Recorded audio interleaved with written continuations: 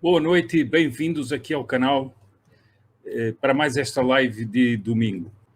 Bem, hoje o tema, eu fiquei assim um pouco na dúvida no que é que eu poderia tratar aqui, porque tenho tratado assim de muitos assuntos que têm a ver com os acontecimentos atuais e que mais do que tem a ver com os acontecimentos atuais, que tentam nos impostar dentro dos acontecimentos atuais.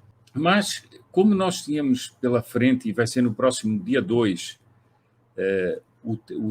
a festa de Nossa Senhora do Bom Sucesso, ou festa também de Nossa Senhora das Candeias, ou festa da Purificação, e isso já é interessante lembrar que essa festa tem esses vários nomes.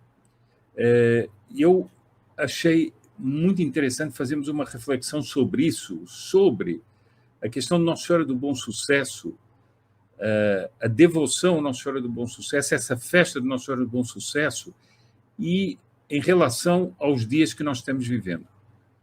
Porque muitas vezes todos os homens têm uma noção de que existe um bem, de que existe Deus, Nosso Senhor, que é o sumo bem, de que existe o mal, que é, no fundo, que é incorporado por aqueles que não querem aceitar esse bem, como foram os anjos rebeldes, e depois são os homens que também se aliam aos anjos rebeldes e conspiram contra a ordem divina, contra a ordem natural. E nós vemos, estamos assistindo a isso, em que nós estamos vivendo cenas macabras pelo mundo inteiro. Cenas macabras de pessoas que querem convulsionar a natureza humana, querem convulsionar a própria natureza, querem destruir tudo o que seja resquício de civilização e, sobretudo, de civilização cristã. Ou seja, há uma articulação bem definida e bem estruturada para destruir tudo que seja reflexo dos princípios do Evangelho, tudo que seja reflexo daquilo que a Igreja ensina, daquilo que a Igreja pregou aos povos e foi fazendo com que os povos se tornassem fontes de perfeição. Pois isso tudo nós estamos assistindo a uma máquina destruidora. Nós estamos vendo uma verdadeira revolução sendo maquinada, uma revolução que já era maquinada de há muito e que está conseguindo, com este sistema caótico em que foram jogados os povos, está conseguindo se implantar. E a pergunta que fica é sempre o seguinte: e o bem? E como é que nós devemos ver essa luta do bem em relação a todas essas coisas que acontecem, a esse mal que acontece? Será que o bem nunca passa por situações críticas? Aqueles que lutam e que defendem a Igreja, aqueles que se empenham para lutar pela civilização cristã, aqueles que se empenham por fazer triunfar os princípios cristãos, para, usando as palavras de Nossa Senhora em Fátima, fazer triunfar o Imaculado Coração de Maria, como ela diz, por fim, o meu Imaculado Coração triunfará. O triunfar dá a ideia de uma luta, e uma luta muito forte e muito duradoura. Todos esses vencem sempre, estão sempre, não há desfalques, não há derrotas. Isso é uma visão que me parece muitas vezes confusa na mente das pessoas e na mente dos católicos também. Então, eu achei muito interessante trazer essa reflexão sobre Nossa Senhora do Bom Sucesso. O que é um bom sucesso? O que é uma coisa levada a cabo com sucesso? E como foi isso na vida de Nossa Senhora? Essa festa tão impressionante que é a festa de Nossa Senhora do Bom Sucesso. E o que é que o fato que a festa de Nossa Senhora do Bom Sucesso nos traz, o que é que ela, do que ela é reveladora e do que ela nos ensina, o que ela nos ensina para enfrentar os dias que nós estamos enfrentando. Bom, eu tomei aqui uma reflexão do professor Plínio Corrêa de Oliveira. Ele faz toda uma reflexão sobre Nossa Senhora do Bom Sucesso, o que é Nossa Senhora do Bom Sucesso, e ele traz as várias etapas do que foi o bom sucesso de Nossa Senhora na vida dela. Bom, ele diz o seguinte, e que essa reflexão tem muito a ver com os dias presentes. Porque Nossa Senhora, o que é que vai acontecer a Nossa Senhora durante a vida dela? Ela vai nascer no momento em que Israel estava numa decadência tremenda. Estava para vir o Messias, né, de quem ela ia ser a mãe, estava para vir o Messias, era a promessa antiga dos profetas, a promessa que vinha ao longo dos séculos e que estava para se cumprir, mas quando Israel estava exatamente numa terrível decadência. Tanto é que muitos em Israel não reconheceram o menino Jesus. Bom, então, quais são as relações que nós podemos estabelecer entre essa devoção a Nossa Senhora, que é a Nossa Senhora do Bom Sucesso, e os dias que correm? Então, eu passo a ler aqui as reflexões do Dr. Plínio. Ele diz o seguinte: imaginem o menino Jesus recém-nascido. Ele está deitado na gruta de Belém, não é? Está na manjedoura. E Nossa Senhora previu que quando o menino nascesse, ele precisava ser coberto, ele precisava ser protegido. Nós podemos imaginar aquela noite fria. E nós podemos imaginar que Nossa Senhora fez tudo para que o menino Jesus não passasse frio e, portanto, ela começasse a cuidar dele quando ele nascesse.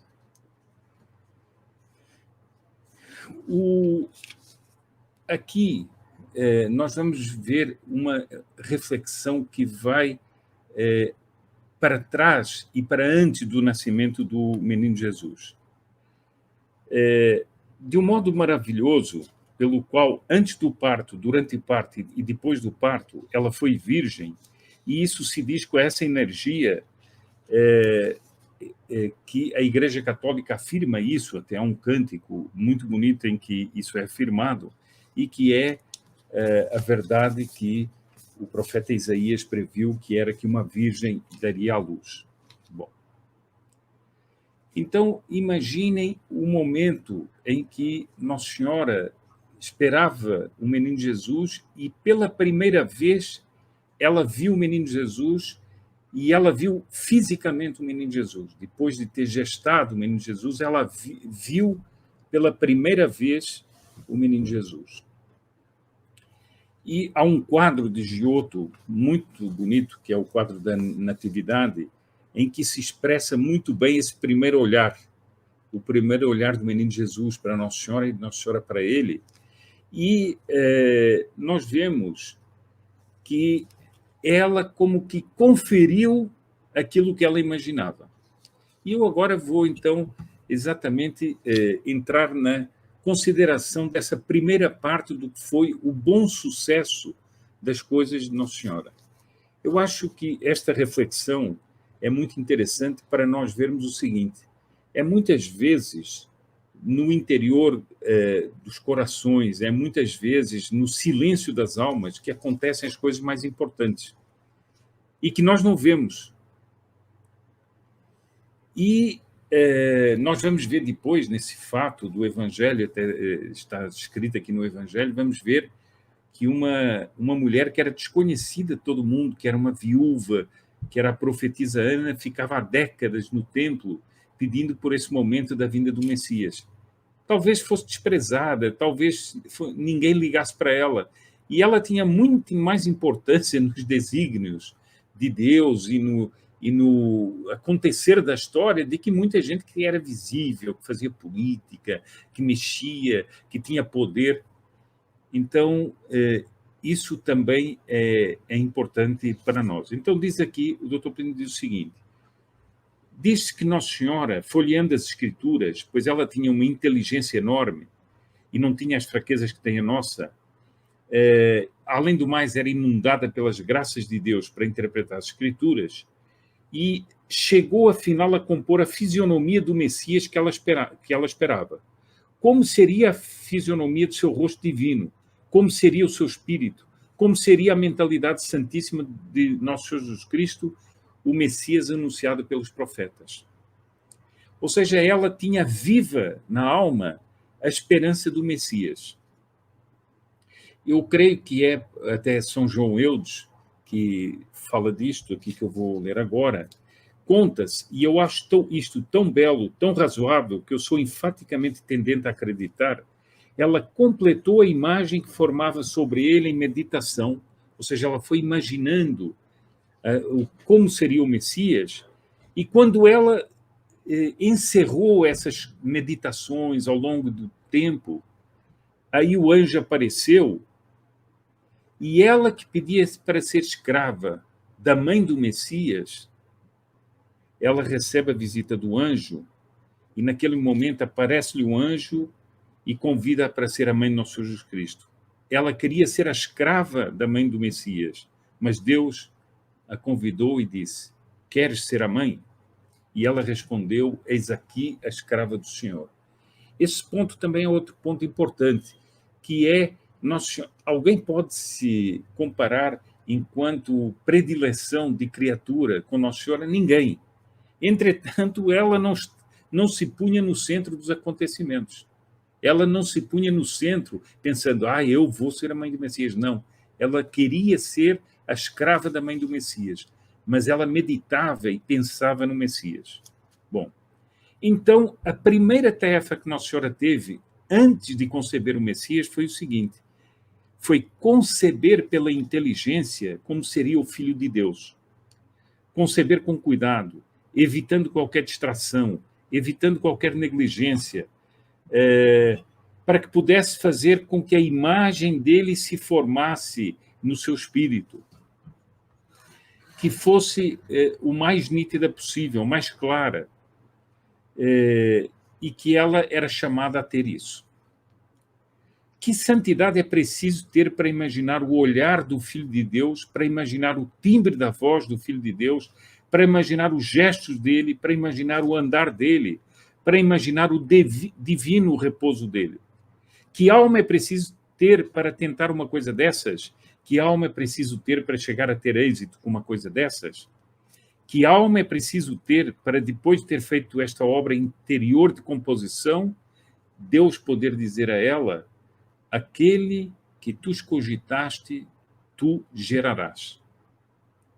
Escogitaste, dedicaste a tua mente a desvendar isto, acertaste, fizeste com tanto amor e com tanto acerto, que eu te respondo: tu o gerarás. Nunca haverá prémio igual na história do mundo. Nosso Senhor disse: serei eu mesmo o vosso prémio demasiadamente grande. Até para Nossa Senhora, ele foi o prêmio demasiadamente grande. Bom, então veja o seguinte: este é o primeiro ponto do bom sucesso de Nossa Senhora.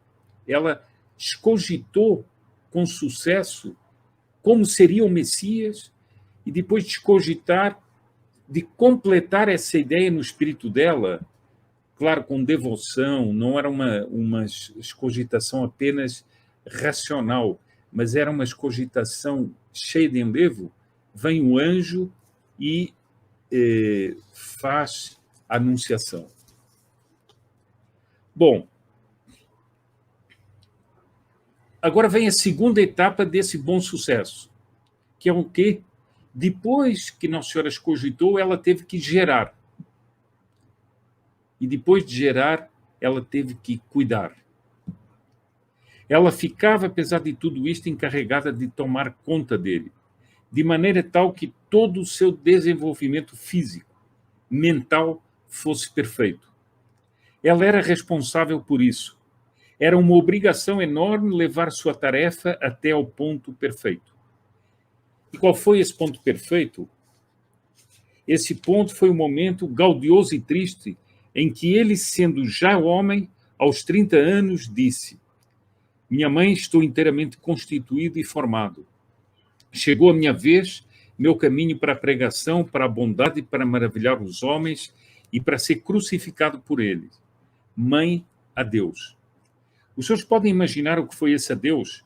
Pode-se imaginar Nossa Senhora indo até a porta da casa, olhando para ele, vendo-o afastar-se pela estrada, talvez num cair de tarde, vendo a sombra dele, longa, se estirar pela estrada fora e depois ela fechar a porta em casa sozinha. Para consolá-la, os anjos começaram a entoar cantos, mas nada valia o olhar do seu filho. Não valia uma manifestação de carinho, não valia uma manifestação de respeito, e só o eco dos seus pés divinos sobre aquele assoalho tão pobre já a enchiam de contentamento. E ela não tinha mais isso, porque Nosso Senhor partiu para a sua vida pública. O eco dos seus pés, que andar de rei, que andar de general, pobres reis e pobres generais, que andar de mestre, pobres mestres. O que é tudo isso com o reboar de um passo dele sobre as pranchas de madeira da Santa Casa, que hoje está em Loreto?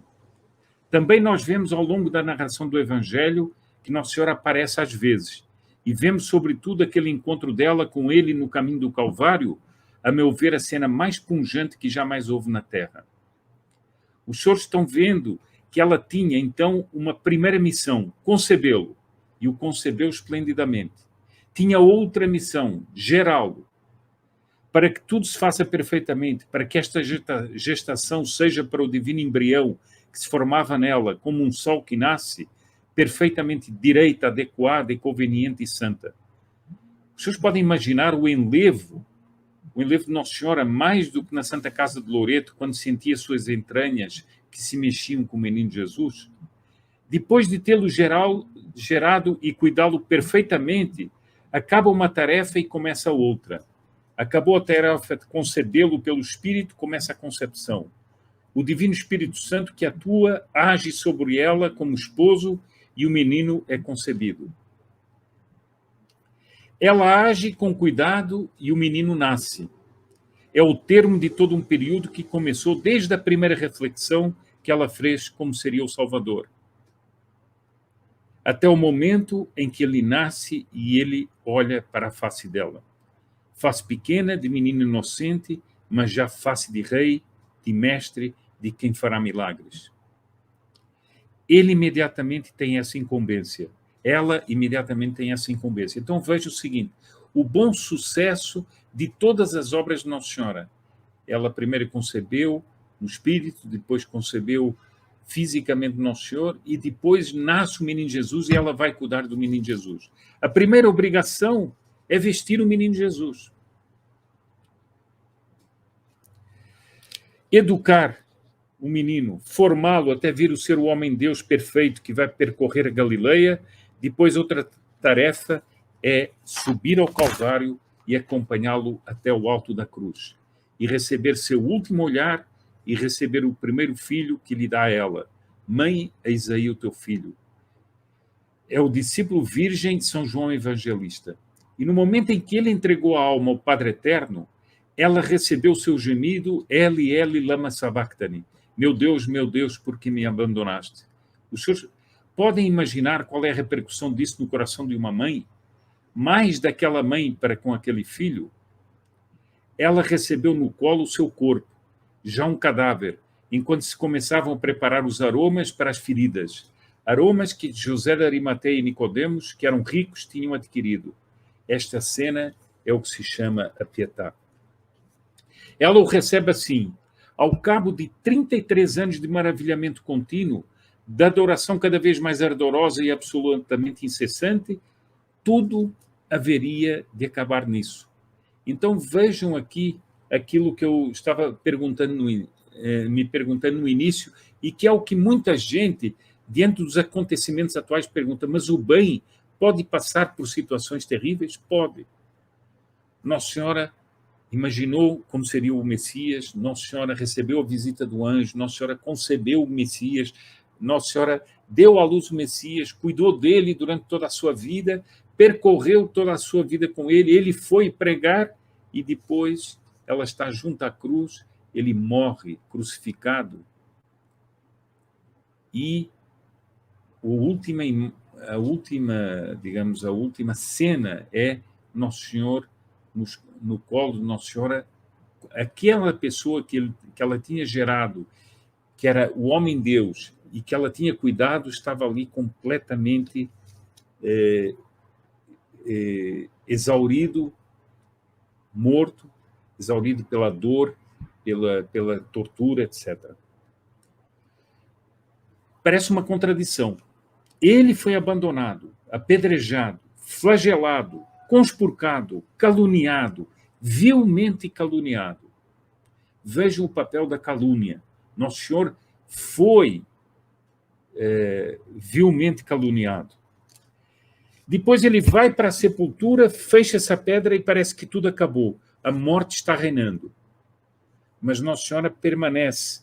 Ela vai para o cenáculo com os apóstolos, encontra-se com os apóstolos, e ela fica silenciosa, pacífica, serena, realizando aquela palavra do profeta Isaías: eis na paz a minha amargura enormemente amarga.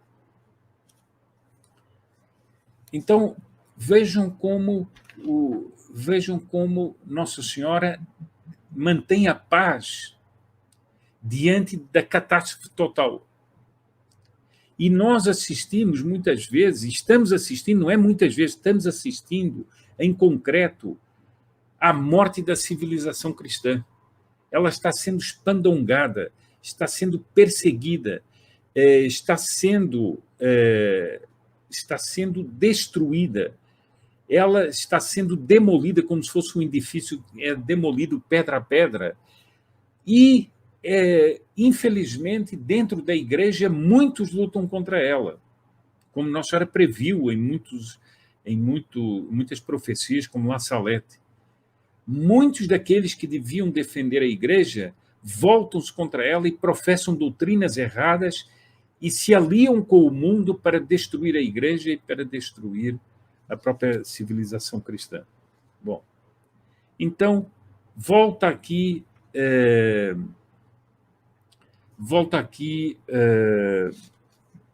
a meditação que o Dr. Plínio faz a respeito de Nossa Senhora do Bom Sucesso. A primeira etapa, então, concepção pela inteligência. Segunda, a geração. Terceira, o nascimento do menino Jesus. Realizada essa etapa pela lei do Antigo Testamento, as mães que tivessem um primogênito deviam ir ao templo para apresentar um menino a Deus e se purificarem.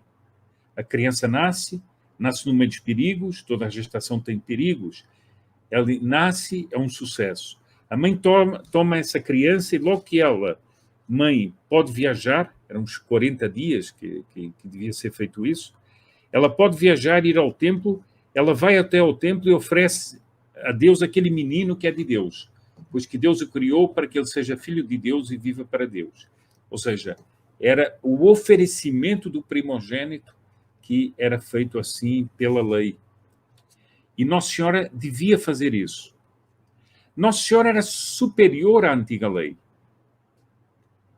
Deus não está sujeito à lei que ele mesmo fez. Nosso Senhor, não era obrigado a ir até ali, e ela não era obrigada a levá-lo ao Templo de Jerusalém. Mas ela quis fazer isso. Ela quis por respeito à lei e por respeito à tradição. Animada pelo intensíssimo amor de Deus que ela tinha, ela leva a segunda pessoa da Santíssima Trindade ao Templo de Jerusalém. Agora vejam bem aqui o que é o que é essa cena, que é propriamente a Nossa Senhora do Bom Sucesso, que é o que se comemora no dia de Nossa Senhora do Bom Sucesso. Ou seja, Nossa Senhora vai fazer o cerimonial que faziam todas as mães quando ofereciam o seu primogênito, que é fazer a cerimônia da purificação, oferecer 2 pombinhos para serem sacrificados e oferecer o filho no templo. Bom, mas, como diz o Dr. Plínio, episódio único na história do templo. É o próprio Deus encarnado que entra no templo. Ou seja, aquele culto todo que existia e que previa a vinda do Messias vai se realizar naquele momento, a entrada do Messias. Era a hora máxima, era a hora santa, era a hora perfeita. Pode-se dizer que, nesse momento, todos os anjos encheram o templo e Nossa Senhora entrou. Mas ninguém notou. Ninguém notou por quê? Porque os homens daquela época já estavam voltados para outras coisas. Eles já não viviam em função da esperança do Messias. Muitos deles tinham esperança de um reino terreno e não viviam em função dessa esperança que era a vinda do Messias e que era muito mais do que tudo isso, como nós vamos ver pelas palavras do profeta Simeão. Ninguém notou. A decadência religiosa do povo eleito era enorme. Aquele templo estava cheio de barracas, com gente fazendo comerciata de toda a ordem.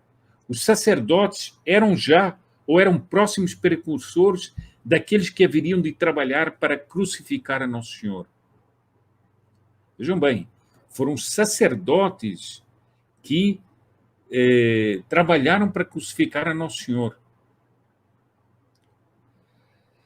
Tudo estava em ruína. E o autor de todas as coisas entra naquelas ruínas espirituais. Às vezes as pessoas dizem, bom, mas o que é que nós vamos fazer? Vamos fazer isso, aquilo. Temos que fazer, temos que lutar, temos que fazer tudo isso. Só não ponhamos nossas esperanças naquilo que não deve ser a nossa esperança. Porque a nossa esperança tem que ser algo partido de Nosso Senhor e pela intercessão de Nossa Senhora. Tem que ser esse vento da graça, esse sopro do Espírito Santo sobre os homens. Isso sim é que é aquilo que pode transformar a situação em que nós vivemos. Tudo estava em ruína. O autor de todas as coisas entra naquelas ruínas espirituais. E aqueles homens de ruína não o perceberam. Nossa Senhora cumpre o rito da apresentação, e eis que surge um profeta, Simeão, que era o profeta indicado por Deus para isso, e recebendo o menino nos braços, tem aquele cântico que começa assim em latim: Nunc dimitti servuntum Domine, secundum verbum tum in pace, qui viderum toculo in mei salutare tum. Agora, Senhor, deixai ir o vosso servo em paz, segundo a vossa palavra, porque os meus olhos viram a vossa salvação. Eu até separei aqui, porque é um trechinho do Evangelho bem curto, o Evangelho de São Lucas, em que é narrada esta cena. E nós vamos ver como houve homens que, no segredo das suas almas, foram esperando, foram rezando, foram sacrificando. Se fosse pela mentalidade moderna, nós diríamos que isso não tinha importância nenhuma. Mas eram esses homens que faziam mover a história. Eram esses homens que faziam com que o Messias viesse logo e lhes trouxesse a salvação não apenas para Israel, para o mundo inteiro. Então, aqui narra a ida de São José e Nossa Senhora ao templo para apresentar o menino Jesus, e diz assim: havia então em Jerusalém um homem chamado Simeão, e este homem era justo e temente a Deus, e esperava a consolação de Israel, e o Espírito Santo estava nele. E tinha-lhe sido revelado pelo Espírito Santo que ele não veria a morte sem ver primeiro o Cristo ungido do Senhor. E foi ao templo conduzido pelo Espírito de Deus.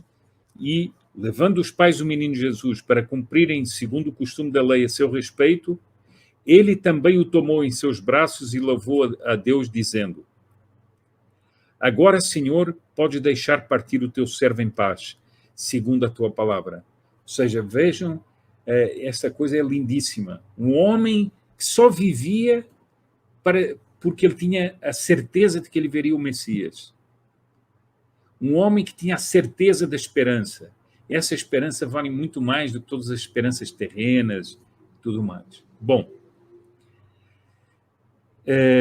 porque os meus olhos viram a tua salvação, a qual preparaste ante a face de todos os povos. Vejam isso aqui que é muito bonito.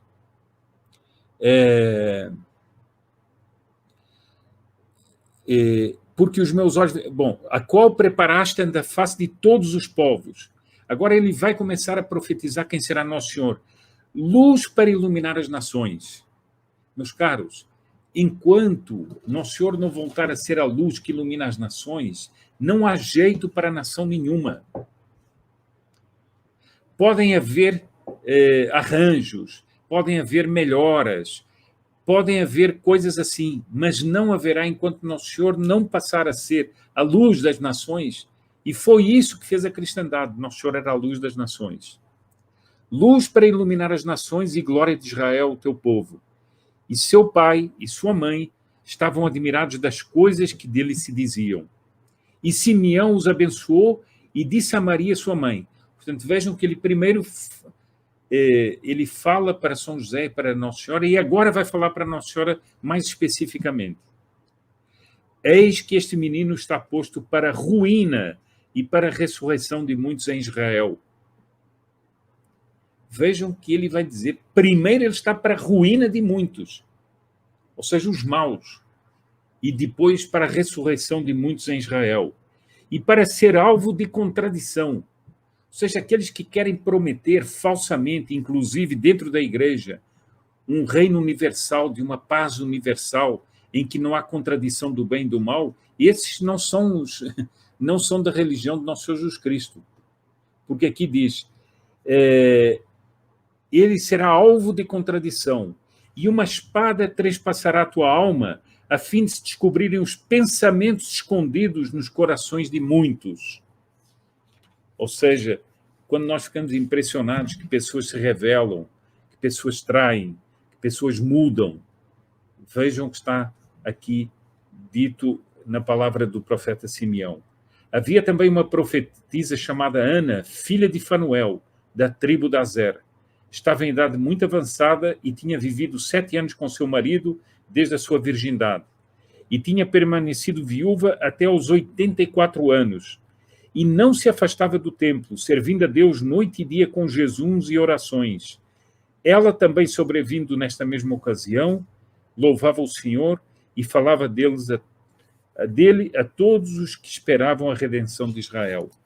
Ou seja, esta profetisa Ana, que ficou anos e décadas no templo rezando, como eu disse, podia ser desprezada, mas foi ela que foi chamada para estar no momento em que o menino Jesus era apresentado no templo. Bom, então eu termino agora, vou caminhando aqui para o fim desta meditação, e o Dr. Plínio vai fazer uma reflexão aplicando aos nossos dias. O que significa aí comemorar o bom sucesso? Nossa Senhora do Bom Sucesso. É isso que ela foi ali, essa festa chama-se Nossa Senhora do Bom Sucesso. Qual era o bom sucesso? O que é um sucesso? Quando é que há um sucesso? O sucesso só é um bom sucesso se só é um sucesso digno de nota quando se origina de algo que pede cuidado, empenho, dedicação, pede esforço e dá seu resultado. Então vejam, isto é imprescindível. Ninguém pode dizer, eu tive um bom sucesso, toquei aqui no interruptor e acendeu a luz. Isso é uma coisa ridícula. Não, tem que ser uma obra que pede cuidado, pede empenho, pede dedicação, pede esforço.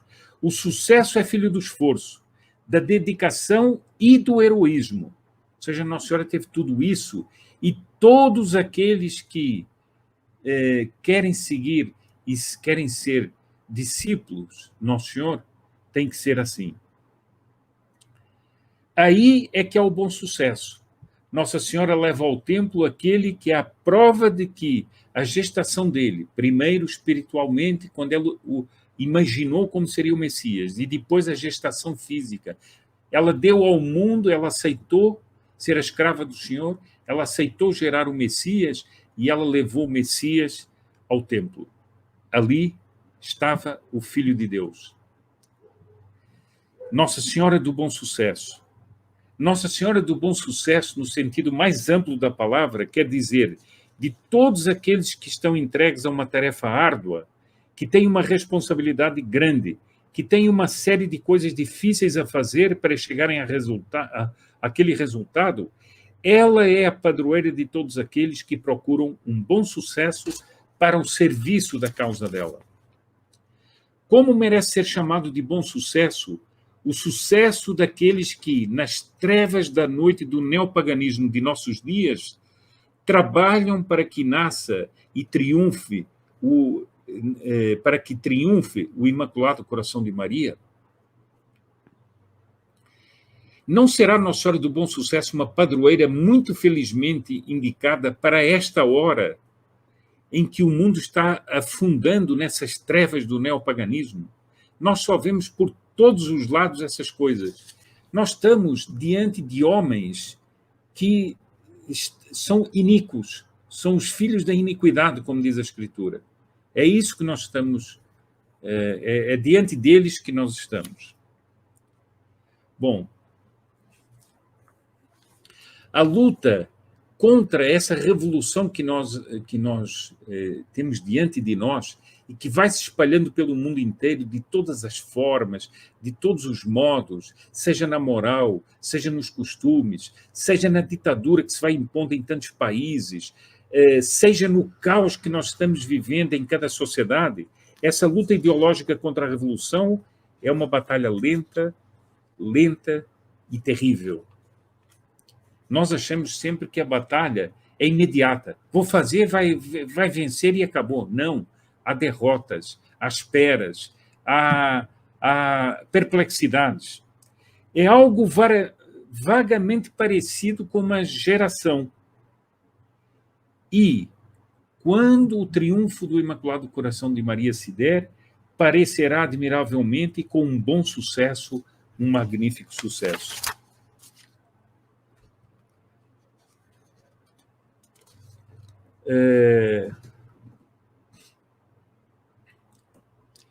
Nós devemos pedir a Nossa Senhora do Bom Sucesso que ela nos dê a graça de trabalhar e lutar para que o triunfo do Imaculado Coração de Maria se dê.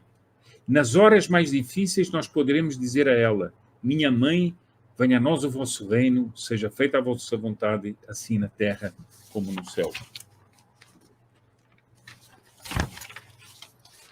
E o Dr. Plínio diz: haverá momentos em que teremos a impressão de que tudo está tão errado, de que tudo é tão sinistro, que nós perguntamos: será que isto já é um inferno?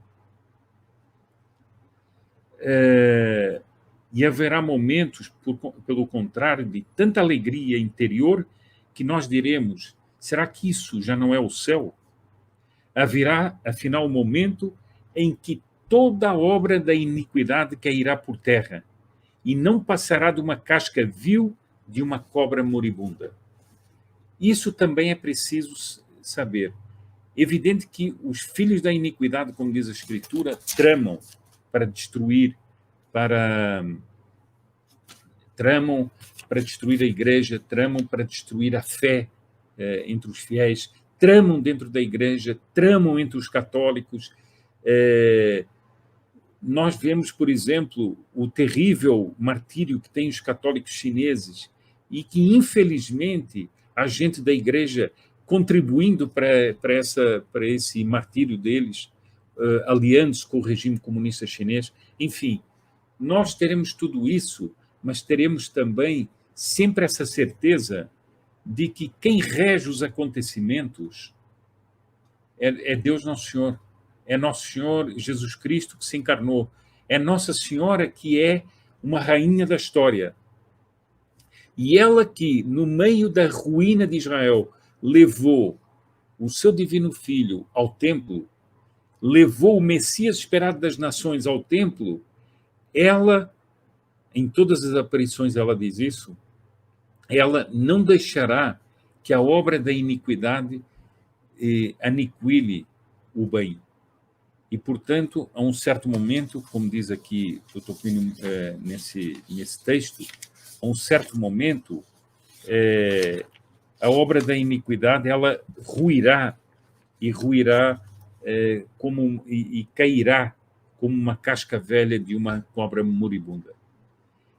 Seria essa a meditação que eu quis ler aqui, seria essa a reflexão que eu queria fazer aqui sobre Nossa Senhora do Bom Sucesso, sobre como nós devemos esperar sempre e saber como nós, na oração, na reflexão, na meditação, em tudo isso estamos elevando o nosso espírito para melhor podermos combater, e estamos combatendo enquanto fazemos essas coisas. Bem, meus caros, então, chegou ao fim mais essa live.